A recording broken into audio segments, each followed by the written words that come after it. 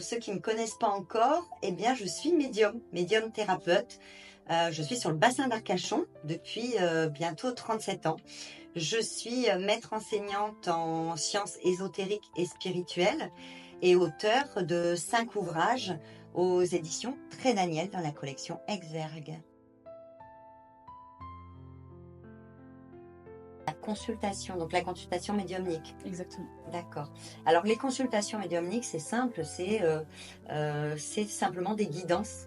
Tout simplement, il y a beaucoup de gens qui ne savent pas comment se diriger dans leur vie. Il y en a qui se posent beaucoup de questions sur leur propre fonctionnement, sur leur avenir, sur leur évolution, sur leur spiritualité, sur leur épreuve, etc. Et il y en a qui ont besoin d'être guidés. Alors oui, ça peut s'apparenter à de la voyance, entre guillemets. Simplement, ça ne va pas du tout travailler de la même façon. Il y en a qui réduisent le médium à ne travailler que dans le contact au défunt. Je trouve ça absolument terrible, encore à notre époque, de penser que le voyant n'a pas forcément de dons et de capacités, mais il tire les cartes, et que le médium simplement parle aux morts. On est très très loin de la réalité. Et c'est pour ça qu'on est souvent décrié d'ailleurs, que ce soit en voyance ou en médiumnité. Effectivement, ce sont deux métiers et deux façons de travailler qui sont très différentes, avec des capacités qui ne sont effectivement pas les mêmes, mais c'est pas pour autant que dans chacune, on va apprendre de nos propres épreuves, de notre propre histoire, de notre propre vie, de celle des autres aussi, parce qu'en consultation, on rencontre des situations qui sont toutes différentes les unes des autres, et finalement, on propose aux clients une aide, et ils nous amènent aussi une connaissance et un apprentissage, parce qu'à travers eux, on vit beaucoup de choses qui nous font travailler aussi sur nous-mêmes. Donc c'est vrai que ce parcours que j'ai, c'est un parcours qui est long quand même, puisque ça fait quand même 36 ans que j'ai vraiment commencé à travailler, à développer cette médiumnité, et de longues années de consultations, de rencontres, avec la chance de pouvoir d'ailleurs à travers elles voyager, puisque je travaille depuis très longtemps en international et partout, que ce soit de Nouméa à Tokyo, à l'Australie, où chez Nicolas, s'il se reconnaît, dans toute la France, j'ai des clients. Et effectivement, j'ai beaucoup cheminé. Donc, j'ai développé mes propres capacités. J'ai fait mon expérience dans les consultations, à travers les consultations. Puis, j'ai appris à travailler les techniques. Il faut savoir que j'ai commencé quand même, j'avais 15 ans. Donc, j'ai beaucoup travaillé sur la cartomancie, puisque j'ai commencé d'ailleurs à travers les outils, entre guillemets, d'ésotérisme. Donc, ça a été la cartomancie, ça a été la radiesthésie. Et puis après, j'ai beaucoup travaillé sur l'émotionnel, le psycho-émotionnel. J'ai eu la chance de travailler avec des assistantes sociales, des psychiatres, des médecins, parce que ça a été une partie de ma vie aussi. Donc, j'ai beaucoup travaillé dans les milieux hospitaliers, ce qui m'a permis de pouvoir travailler avec beaucoup de personnes ayant des problèmes très opposés les uns des autres, que ce soit émotionnel, psychologique, physique, etc. Et puis j'ai avancé jusqu'à avoir le parcours que j'ai aujourd'hui, qui me permet de pouvoir travailler sur de nombreux plans. Et puis il ne faut pas oublier quand même que j'ai été formée par les guides, puisque j'ai commencé à entendre, j'avais 5 ans. Donc j'ai travaillé avec eux, et j'ai eu cette chance d'avoir une clairaudience et une clairvoyance très fluide, et d'avoir été guidée dans cet apprentissage.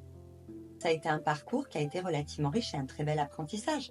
Et puis il faut bien comprendre que quand on est médium, justement pour revenir aux croyances publiques comme ça, que tout ce que les gens pensent, c'est très limitatif. Quand on est médium, on a cette capacité d'aller chercher dans l'invisible toutes les informations dont on a besoin.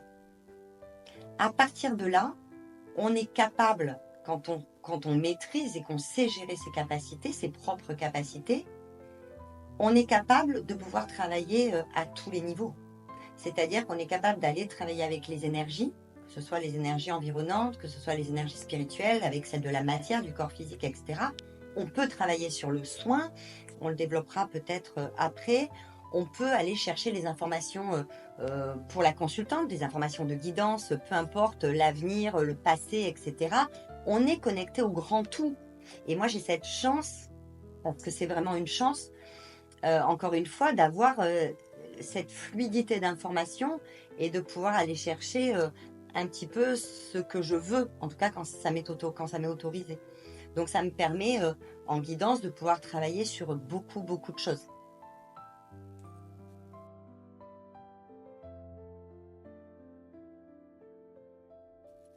Alors j'ai envie de dire, c'est peut-être, ça va peut-être être mal compris ou incompris, mais pour moi c'est assez facile. C'est quelque chose d'assez facile. J'ai évolué dans cette spiritualité depuis que je suis née et je les vois depuis que je suis petite. Donc effectivement pour moi c'est facile parce que les deux mondes sont insérés l'un dans l'autre. Il n'y a pas de haut, il n'y a pas de bas. Pour moi les deux sont réunis. Donc j'ai toujours perçu le monde de l'invisible comme s'il faisait partie du mien et qu'il était là. Du coup, quand je suis dans l'activité, si le client me demande un contact défunt, je me prépare à le recevoir, je me prépare à l'accompagner. Du coup, je vais préparer la séance avec les guides en amont et leur demander voilà, de faire en sorte de permettre la communication avec le défunt quand la cliente va arriver. Les guides me diront si c'est autorisé, si c'est pas autorisé. Soit le défunt est accessible et il est en capacité de pouvoir transmettre des messages et de partager cette communication à partir du moment où elle est bienveillante.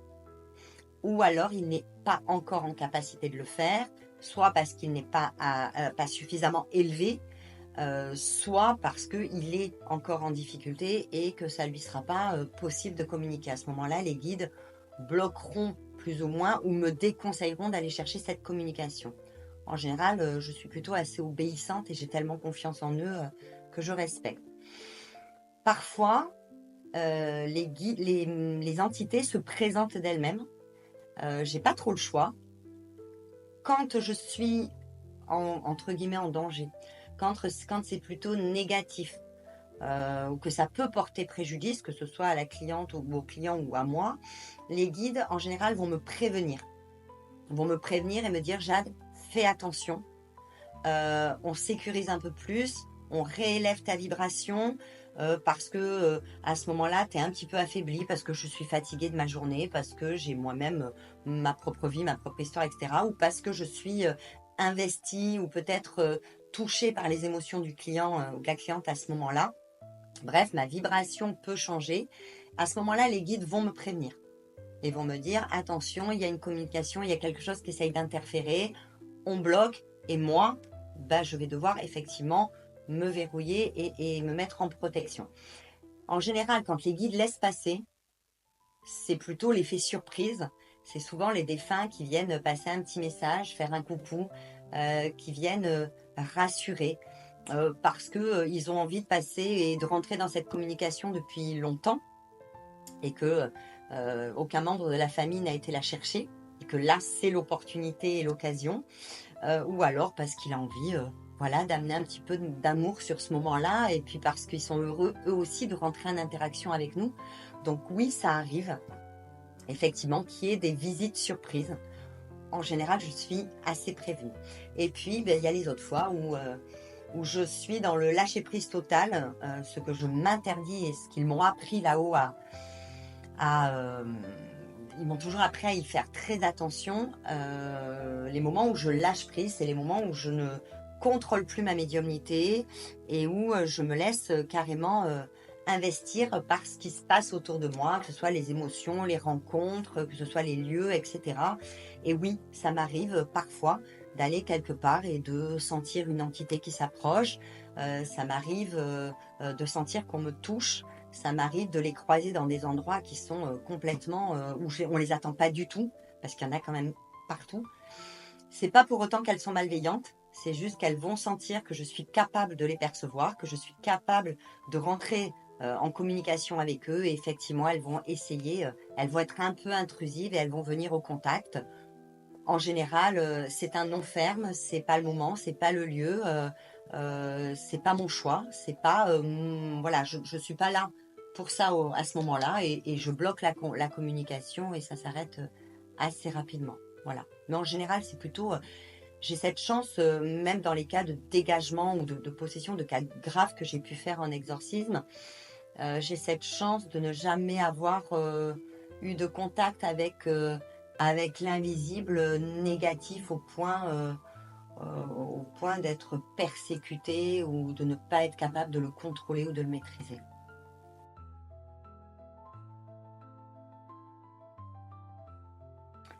Quand on veut représenter la source, quand on veut représenter la lumière, on se doit de représenter ses valeurs.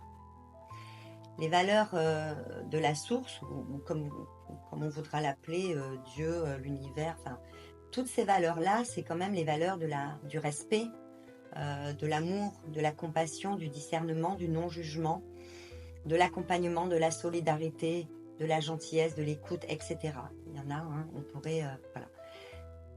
Je crois que quand on a envie de faire ce métier, c'est un métier qu'on fait parce que l'on aime. Pas parce qu'on s'aime soi, pas parce qu'on aime seulement aider les gens, mais parce qu'on aime les gens. Et je crois que notre devoir est vraiment de représenter ces valeurs-là. Quand on reçoit un client,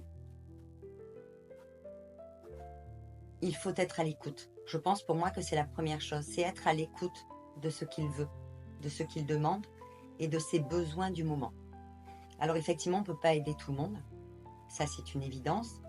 Il y a des gens qui viennent demander de l'aide mais qui ne sont pas prêts à céder ou à sortir de cette situation et qui comptent sur nous pour les sortir de là, sans comprendre que on n'est qu'un support et que c'est eux qui sont à la base de leur guérison.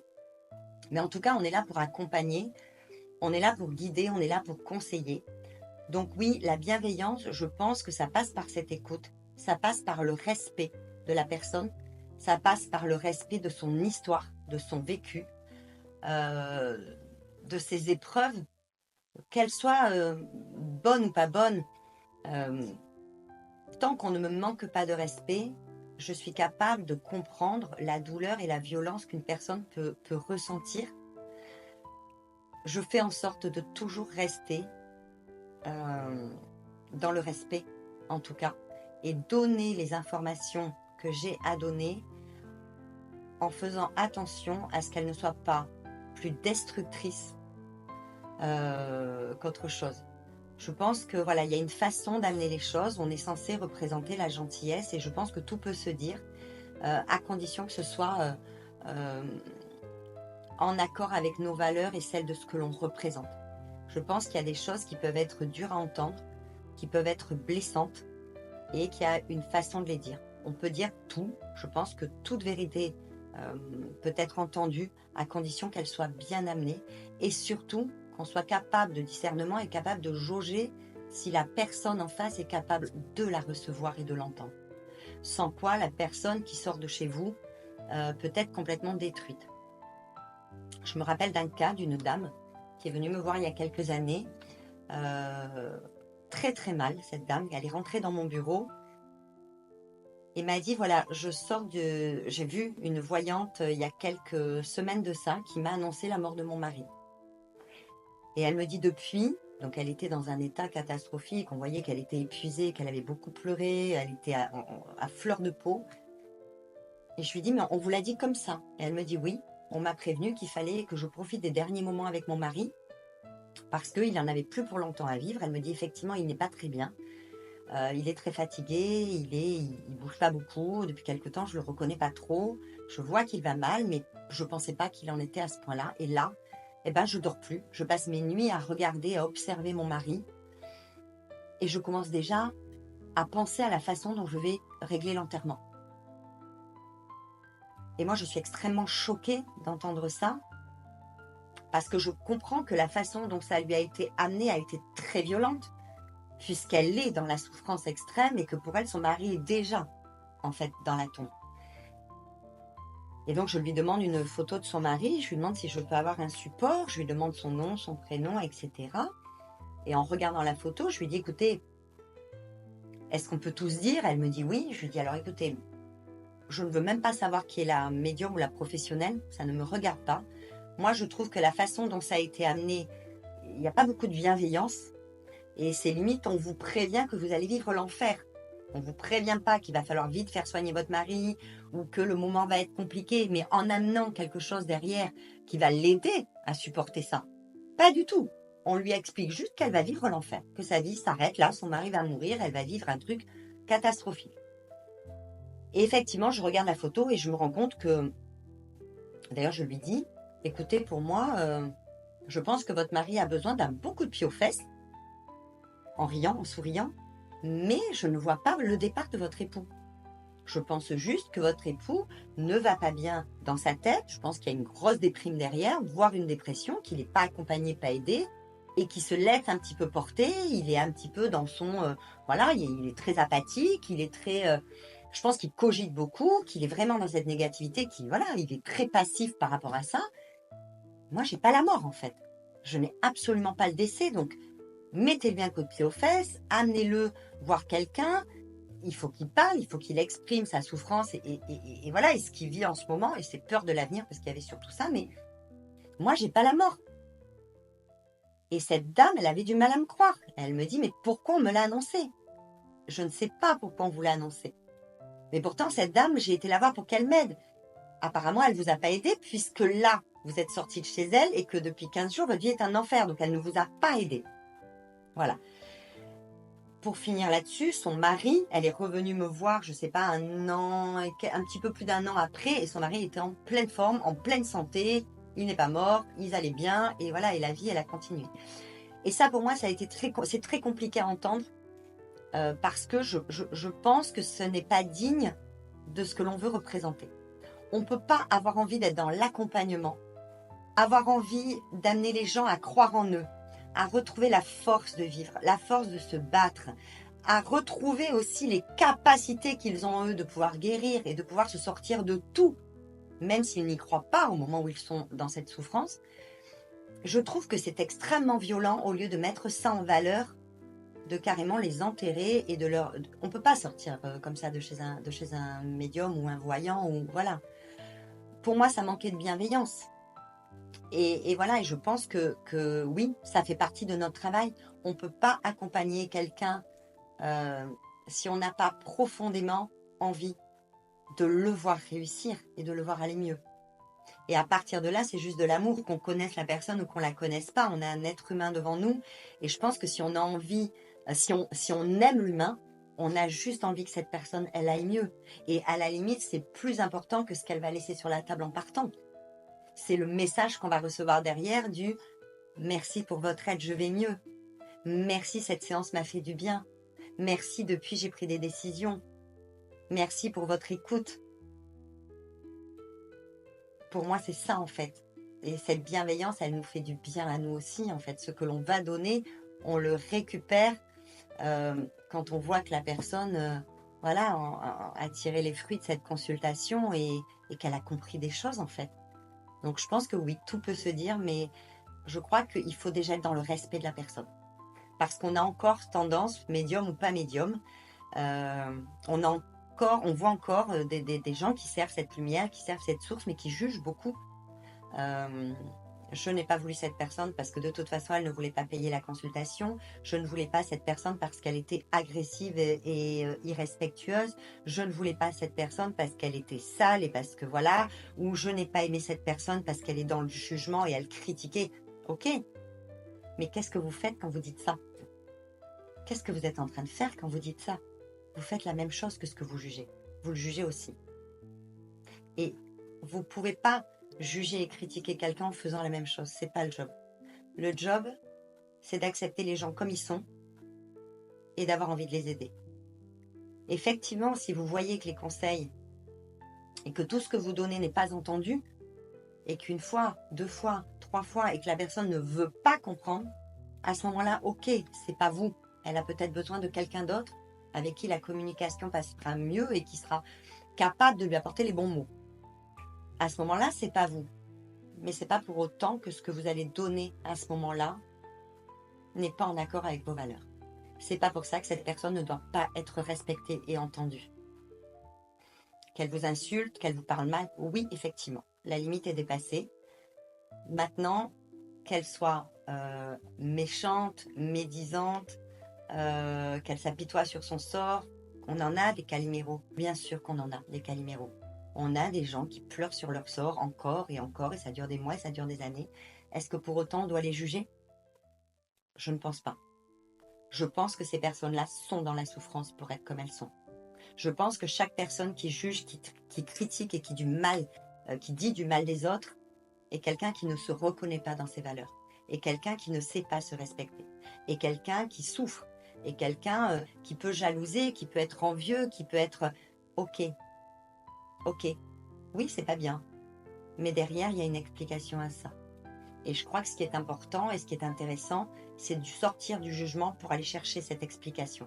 Et c'est le seul moyen pour moi d'amener la personne à comprendre qu'elle a des faiblesses qui lui sont préjudiciables et que ça a des conséquences sur son entourage, sur les autres, sur son isolement, etc., etc. Si on la juge, qu'on la met de côté, je pense qu'on n'est pas dans la bienveillance et qu'à ce moment-là, on n'est pas dans notre rôle de médium et voilà, de représentant de la lumière et de l'amour et de l'entraide.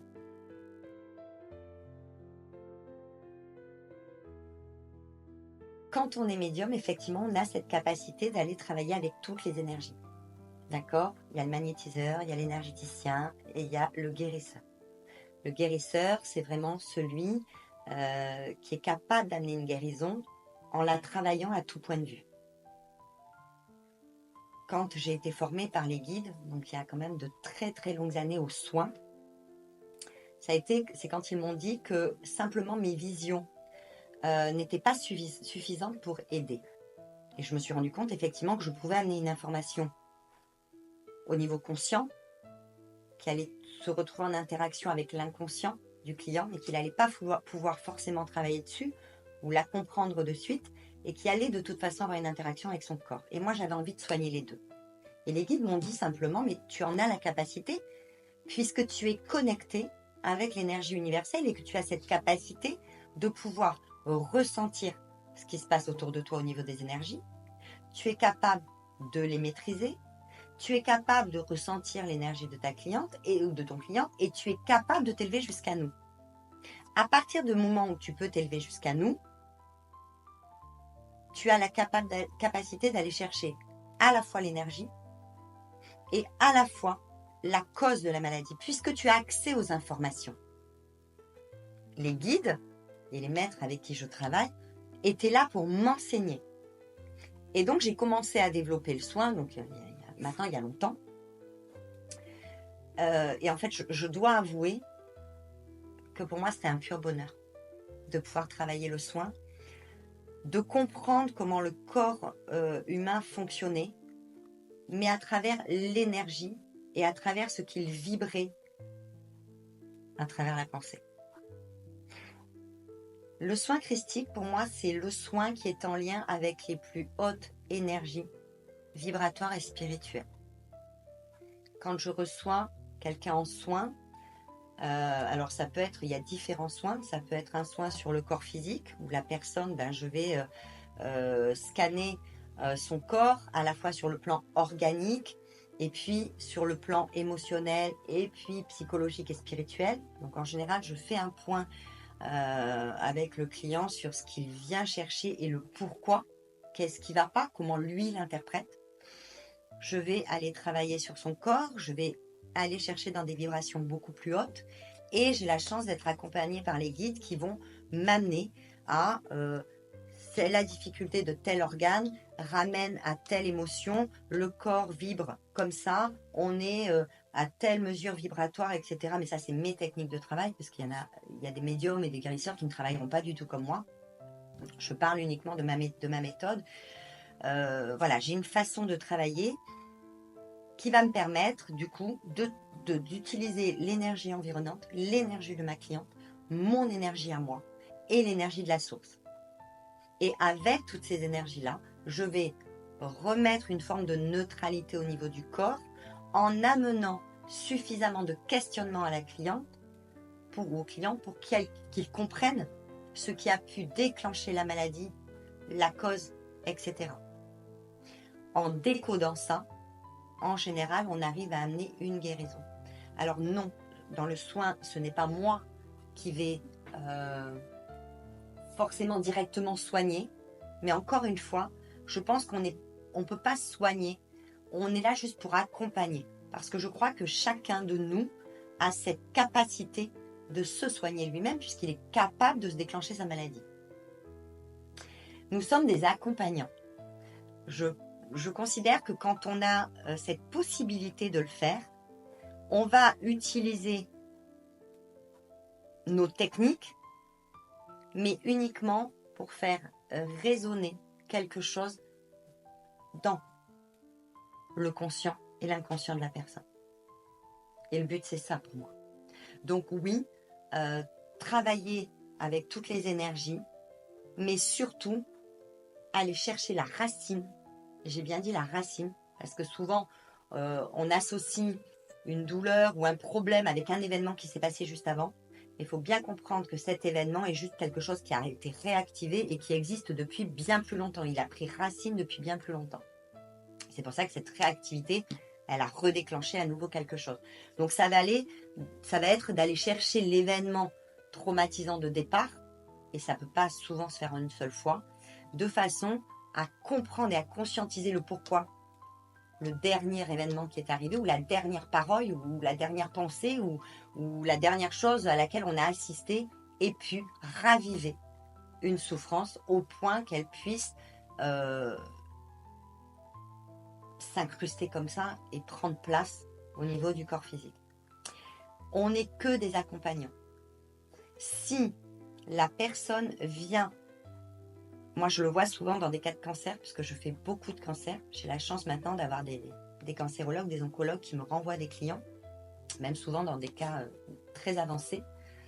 Et la première chose que je demande aux clients quand il arrive, c'est: est-ce que vous pensez que vous êtes en stade 3 ou vous êtes en stade 4? Est-ce que vous pensez que vous allez vous en sortir? Vous, qu'est-ce que vous croyez?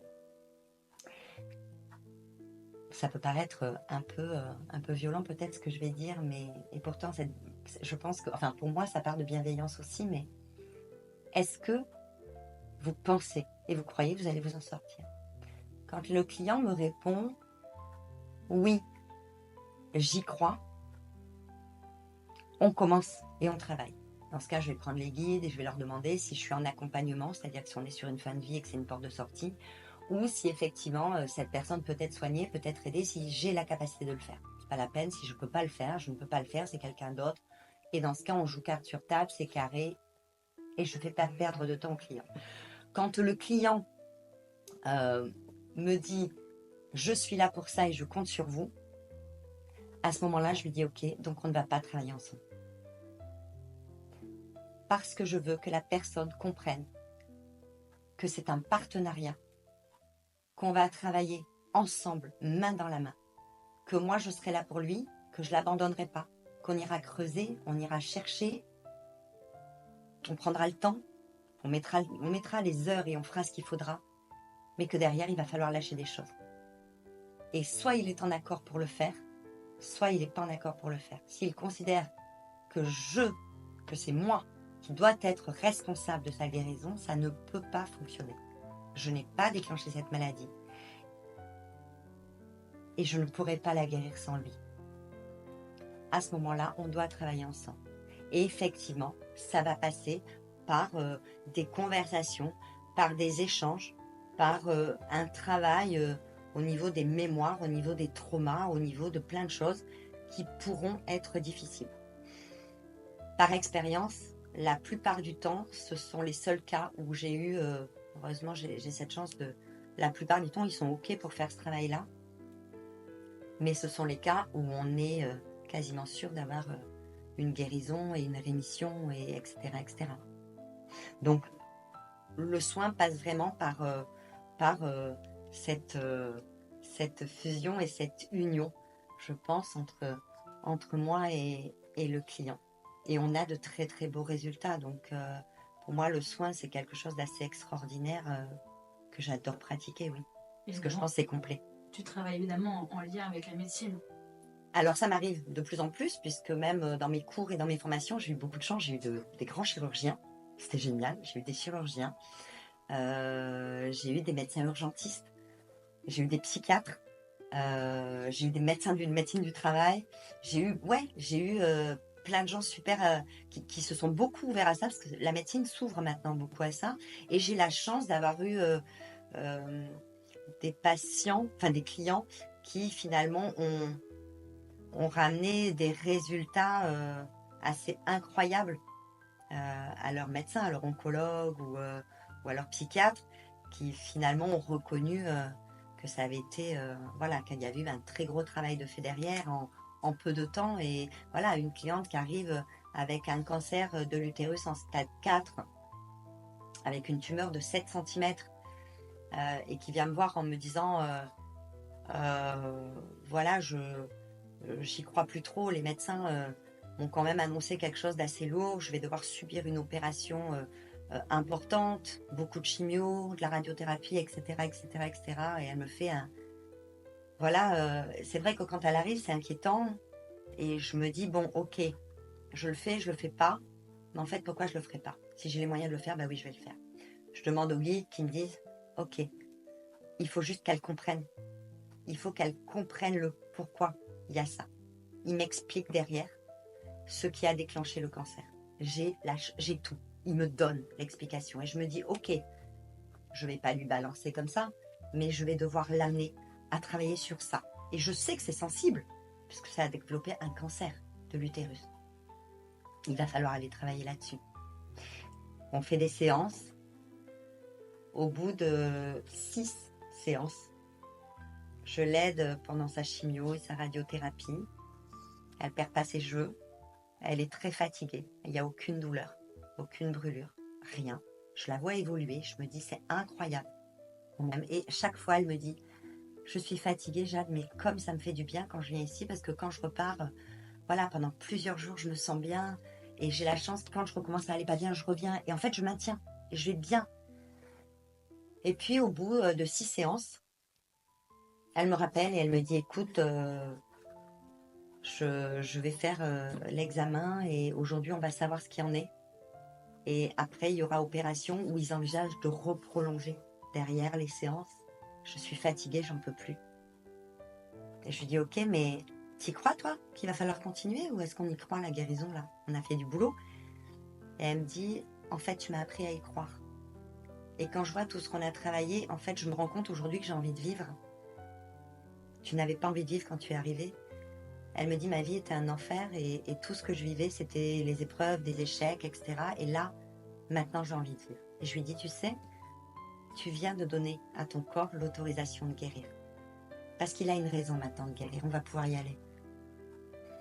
Elle est allée faire son examen. Et là, elle est revenue me voir en me disant, il faut que je t'explique. Il ne reste plus que 2 mm de la tumeur de 7. Je suis quasiment guérie. Le médecin ne comprend pas.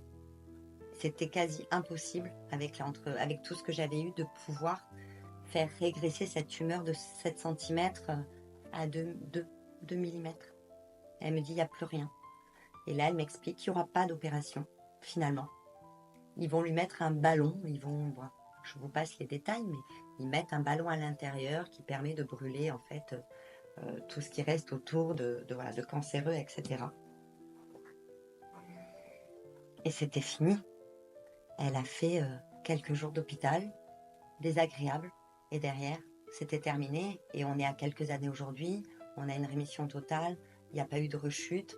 C'est quelqu'un qui s'est lancé dans un nouveau projet professionnel, qui a avancé et voilà, et qui a eu j'ai reçu beaucoup de reconnaissance de cette personne, mais finalement, c'est envers elle-même qu'elle devait être reconnaissante, parce qu'elle s'est autorisée, parce qu'elle s'est permise de lâcher ce qui faisait mal, elle s'est permise de regarder en face la douleur, elle s'est permise de se donner une chance.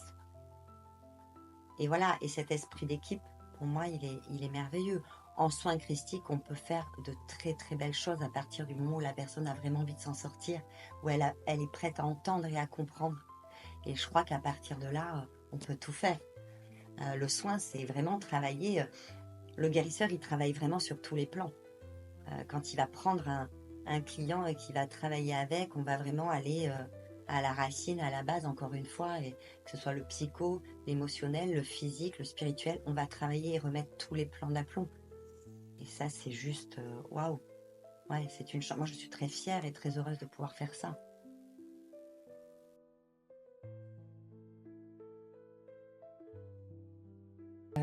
J'ai commencé à enseigner il y a de très très longues années aussi, parce que je crois que je suis à 27 ou 28 ans d'enseignement ésotérique et spirituel. J'ai pas choisi ce parcours-là. D'ailleurs, j'ai très peu choisi les parcours professionnels, le parcours professionnel que j'ai fait. J'ai avancé, j'ai travaillé, j'ai expérimenté. Comme je le disais, j'ai pratiqué plein d'outils. Et puis les guides, un jour, m'ont demandé d'enseigner. Alors, enseigner, compliqué pour moi, parce que je ne me voyais pas du tout enseigner. Je ne me pensais pas capable de cette expérience-là.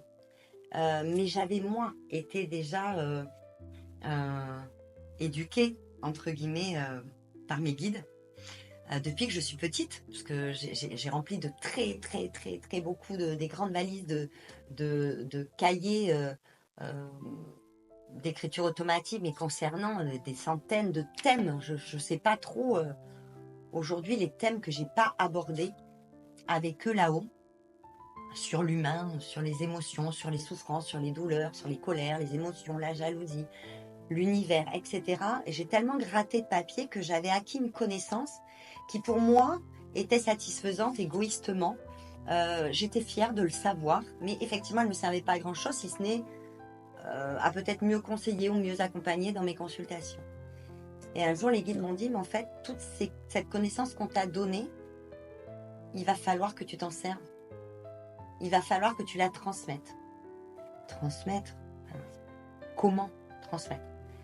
En fait, tu vas leur enseigner ce que on t'a enseigné. Maintenant, c'est toi qui vas transmettre. Ok? On va t'apprendre et on va t'expliquer. Moi, j'avais déjà cette facilité, puisque je travaille avec toutes les énergies subtiles, j'avais déjà cette capacité depuis pratiquement toujours de ressentir et de pouvoir rentrer dans la personne, simplement en leur disant bonjour quand elles arrivent à mon cabinet. J'arrivais à faire un scan très très rapide du passé, présent, futur, etc. C'est comme un gros tout où j'arrivais à rentrer dans les annales de la personne très très vite et d'avoir un ensemble. Et je rentrais du coup dans leur champ spirituel, énergétique, et j'arrivais à sentir si elles étaient perchées, sur quoi elles devaient travailler, ce qu'elles étaient venues faire, si elles avaient des capacités, si on se ressemblait. Je sentais que les énergies étaient plutôt en accord ou pas en accord. Je pouvais interpréter la fragilité, la faiblesse, ce qui n'était pas encore conscient ou ce qu'il était, etc. Et là, go, en fait, tu vas enseigner.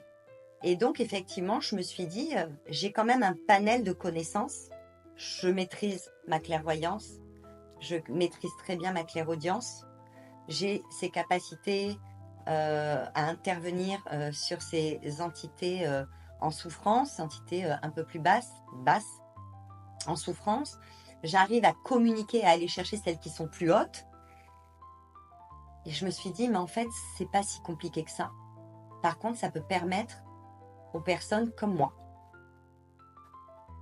de se découvrir, de se connaître et de se rendre compte qu'elles sont bien plus grandes et plus exceptionnelles qu'elles le pensent. Alors j'ai commencé à enseigner.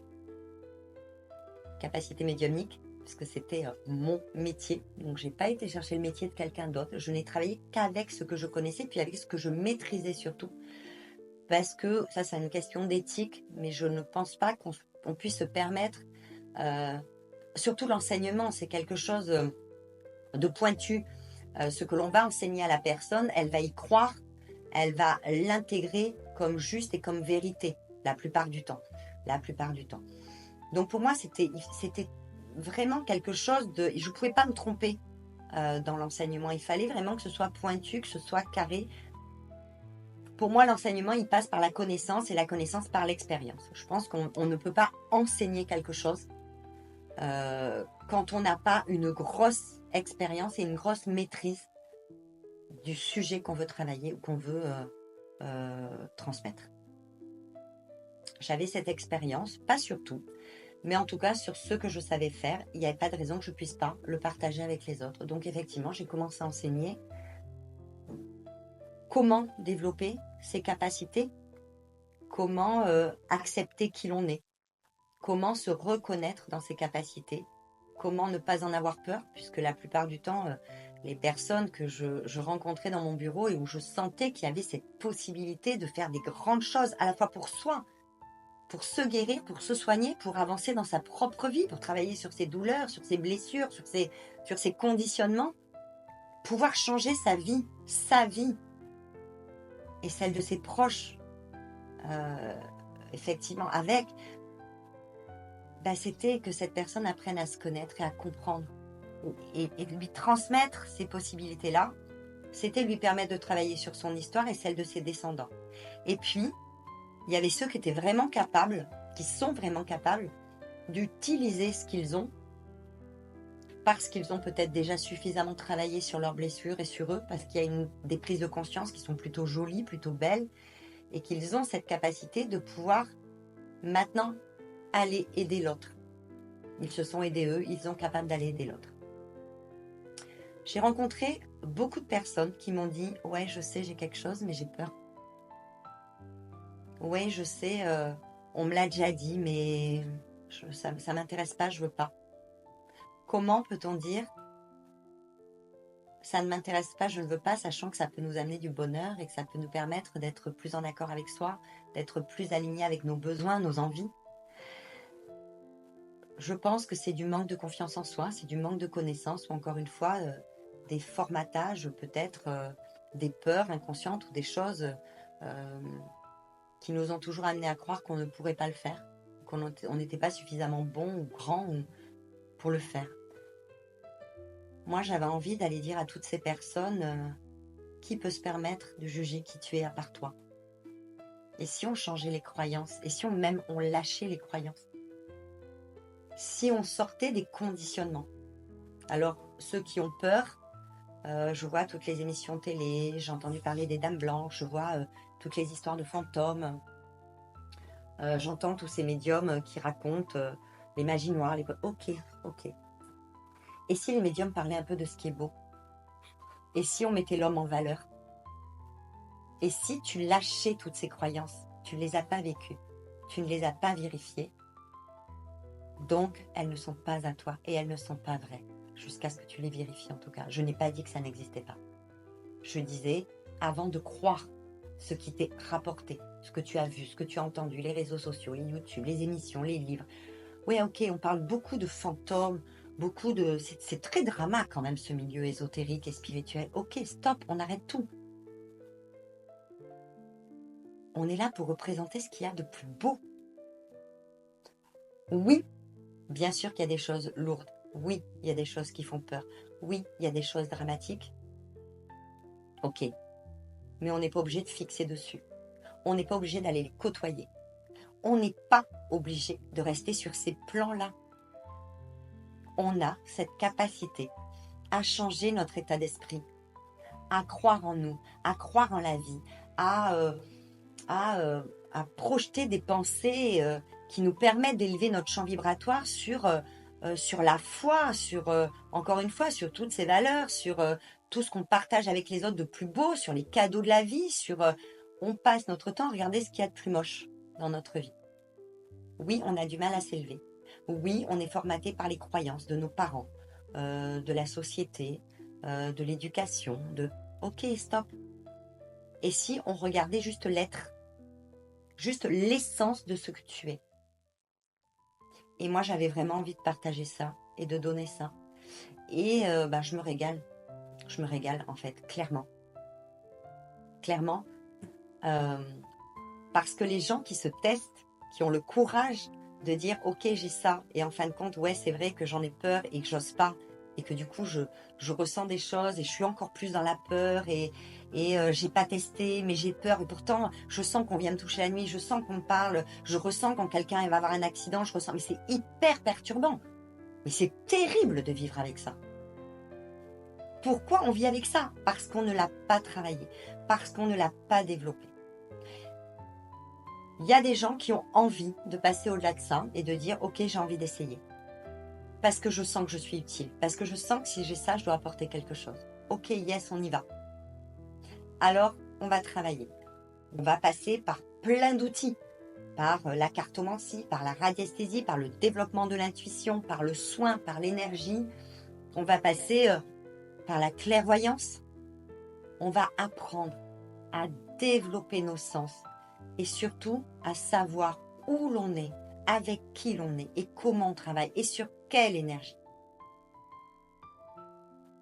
J'avais envie d'enseigner aussi parce que moi je suis des années 80. Je suis née un peu avant, hein, mais j'ai vraiment commencé à le travailler dans les années 80. Et à cette époque-là, on n'était pas compris, on n'était pas respecté. Nous, les médiums, c'était quelque chose de très nouveau encore. Il fallait pas en parler, il fallait se cacher, il fallait bon. À l'époque, on se faisait connaître souvent par le bouche à oreille. On faisait pas de pub, on parlait pas de nous, on n'avait pas les réseaux sociaux. C'est notre travail, c'était notre bienveillance, notre gentillesse, c'était le temps qu'on passait sur un client, c'était l'accompagnement encore une fois. C'est tout ça. Et puis la guérison, hein, le résultat qu'on avait, qui faisait qu'on était connu et qu'on pouvait continuer à travailler. Le temps est passé, tout le monde a voulu se mettre à la spiritualité, tout le monde a voulu s'élever, tout le monde a voulu s'éveiller. C'est devenu, on a créé un nouveau dogme. En fait, la spiritualité étant de lâcher toutes les croyances et de s'accepter tel que l'on est dans la simplicité, avec nos défauts, nos qualités, de se reconnaître en tant que, on en a fait un nouveau dogme. Alors il faut passer, il faut faire ci, il faut faire ça, il faut faire ça, il faut méditer, il faut machin, ok. Et en fait, on obéit à quelque chose qui ne nous donne finalement plus de réelle liberté. On va dire, ben oui, mais j'ai choisi de le faire. Ouais, tu as choisi de le faire, parce qu'on t'a dit que c'était bien de le faire. Donc finalement, on t'a amené encore une croyance. Au jour d'aujourd'hui, on a évolué tellement que des médiums, il y en a partout. Des guérisseurs, il y en a partout. Des voyants, il y en a partout. Mais finalement, est-ce que ce qu'ils donnent et ce qu'ils transmettent est vraiment en accord avec ce que là-haut, ils nous demandent de transmettre? J'ai des gens, j'ai des clients, des élèves qui m'appellent en me disant « Je voudrais participer à vos formations. » Ok, moi c'est ok, je vous accompagne et je vous aide. Et quand elles arrivent, je les teste, on travaille.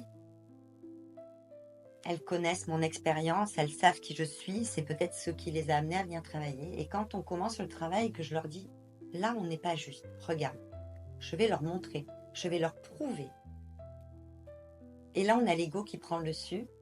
Et j'en ai certaines qui finalement me disent « Non mais je pense que vous n'avez pas bien compris, mais je suis professionnelle. Hein. » J'entends. Pas de jugement, mais c'est ok, tu es professionnelle. Mais tu viens travailler avec moi et je suis censée t'enseigner quelque chose. Tu arrives avec des croyances, tu arrives avec de l'ego et tu arrives persuadé que tu sais comment est-ce que moi je peux t'amener quelque chose d'autre.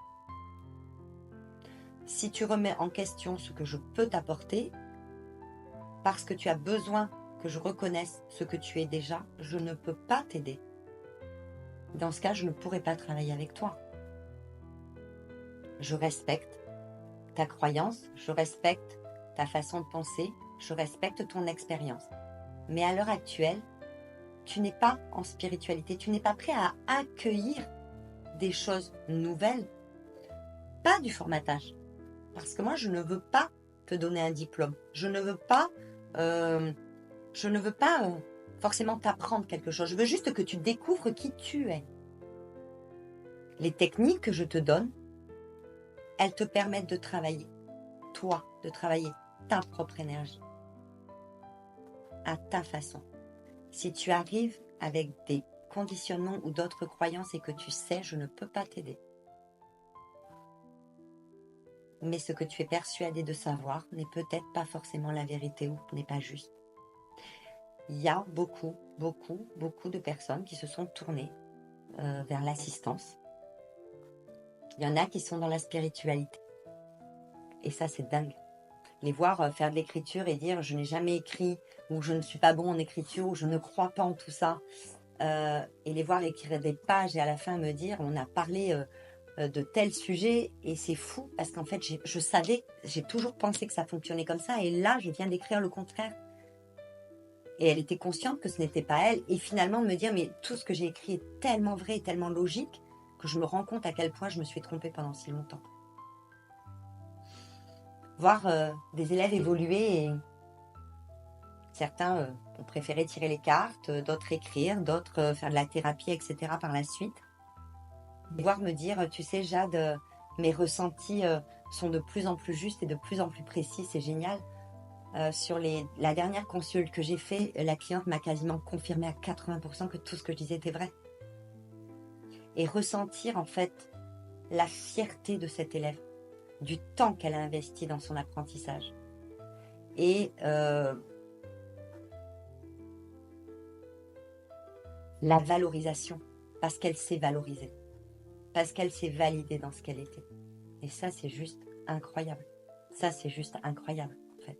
Donc oui, l'enseignement, c'est quelque chose, en tout cas pour moi, oui, c'est quelque chose de beau, et c'est quelque chose, voilà, je les vois évoluer, je les vois changer leur vie, je les vois arriver fermés, puis au bout de 6 mois ou d'1 an, je les vois sourire, faire des projets, grandir, finalement faire des choix d'enfants, de famille. Et ouais, enseigner, c'est un cadeau. C'est un cadeau pour moi. Ouais.